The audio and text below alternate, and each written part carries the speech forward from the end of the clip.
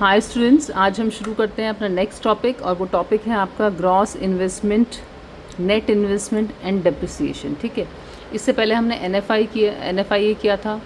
Actually ये सारे topic, उससे पहले factor cost and market price किया था। ये सारे टॉपिक्स जो कॉन्सेप्ट्स हम कर रहे हैं अभी, these are very important for calculating national income.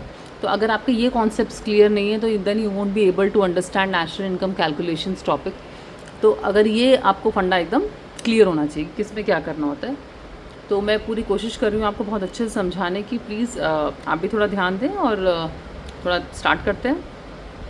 अब पहली बात क्या है कि ग्रॉस इन्वेस्टमेंट है, नेट इन्वेस्टमेंट है, डेप्रिसिएशन है। तो इन्वेस्टमेंट क्या होता है? इन्वेस्टमेंट आपको पता है, कुछ भी अगर हम कोई चीज़ खरीदते हैं कैपिटल स्टॉक में, अपने कोई मशीनरी ले ली, कोई हमने कुछ भी नया कुछ खरीदा है, दैट इज़ योर इन्वेस्टमेंट। ठीक है, तो जिसका दूसरा नाम कैपिटल फॉर्मेशन भी होता है। तो addition to the capital stock of an economy is called investment, right. अब एग्जाम्पल जैसे मशीन लिया, एडिशन टू इन्वेंट्रीज, हमने कुछ नई ले ली, उसमें कुछ एडिशन किया है ऑफ गुड्स के। ठीक है, तो ये सब हमारा इन्वेस्टमेंट हो गया। इन्वेस्टमेंट आपके दो टाइप का हो सकता है बच्चे, एक ग्रॉस इन्वेस्टमेंट और एक नेट इन्वेस्टमेंट। ओके, अब ये ध्यान से सुनना, ग्रॉस इन्वेस्टमेंट और नेट इन्वेस्टमेंट में क्या डिफरेंस है।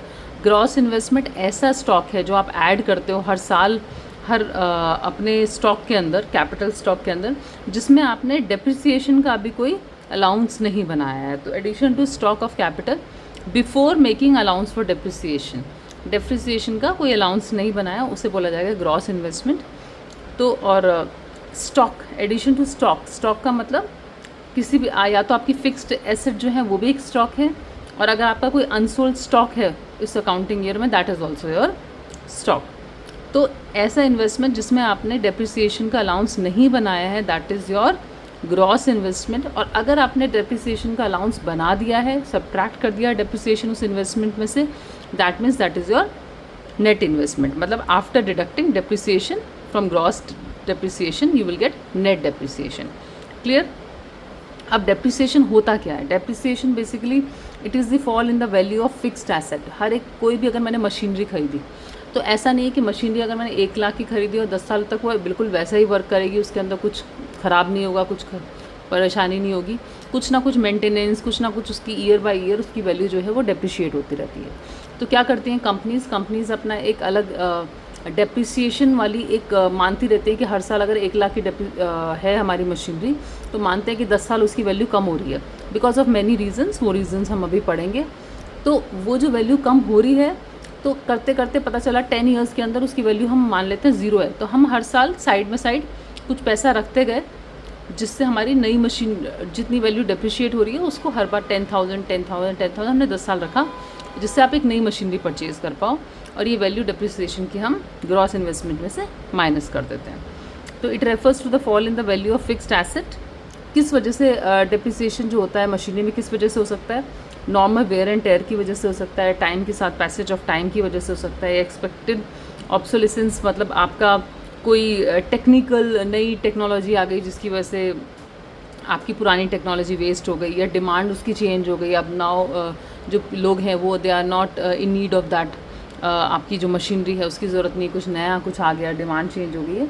तो इस तरह जो भी डेप्रिसिएशन होता है, मतलब एक्सपेक्टेड चीज़ें जो आप सोच के चलते हो ऐसा तो होगा ही होगा, that is called depreciation. Like अगर आप अपनी कार खरीदते हो, तो ये नहीं है कि आपको पता है मैंने कि आज 10 लाख की कार खरीदी है, तो आपको पता है कि 8-10 साल के बाद इसकी वैल्यू 2-3 लाख बच जाएगी। क्यों? क्योंकि आपने इतना एक्सपेक्ट किया था कि यार इतना चलाने के बाद कुछ तो घिसेगा ही ना, कुछ तो ख़राब होगा, सेम वैल्यू तो हो नहीं सकती है। तो इस तरह की कंपनी से करती हैं, अपने एक डेप्रिसिएशन का एक प्रोविज़न बना के रखती हैं कि हर साल हमने मान लिया 10-10 हज़ार हमारी वैल्यू कम हो रही है, तो उनको एकदम झटका नहीं लगता if they want to purchase new machinery या न्यू कुछ भी खरीदते हैं तो। ठीक है।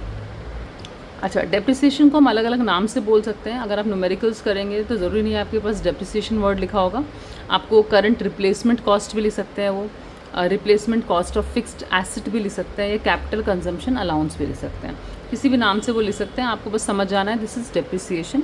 अब सिंपल जब न्यूमेरिकल्स आप करेंगे, अगर आपको ग्रॉस वैल्यू दी हुई है and you want to make it net बनाए, तो यू विल सब्ट्रैक्ट डेप्रिसिएशन। और आपको नेट वैल्यू दी हुई है, आपको बोलेंगे ग्रॉस बनाओ, तो you will add depreciation. This is a simple logic. और ये टॉपिक आपका कंप्लीट हो गया। एक चीज़ और है, आपकी बुक में आपको मिलेगा कैपिटल लॉस, एक वर्ड मिलेगा, दैट इज़ दोनों का डिफरेंस आ जाता है। ठीक है, तो डेप्रिसिएशन और कैपिटल लॉस में क्या डिफरेंस है? जो डेप्रिसिएशन है वो हमें पहले से पता है, एक्सपेक्टेड है, जो कैपिटल लॉस होता है अनएक्सपेक्टेड है, सडनली बाढ़ आ गई, सडनली अर्थक्वेक आ गया, कुछ भी हुआ, तो चोरी हो गई, कुछ भी हुआ, सडन है।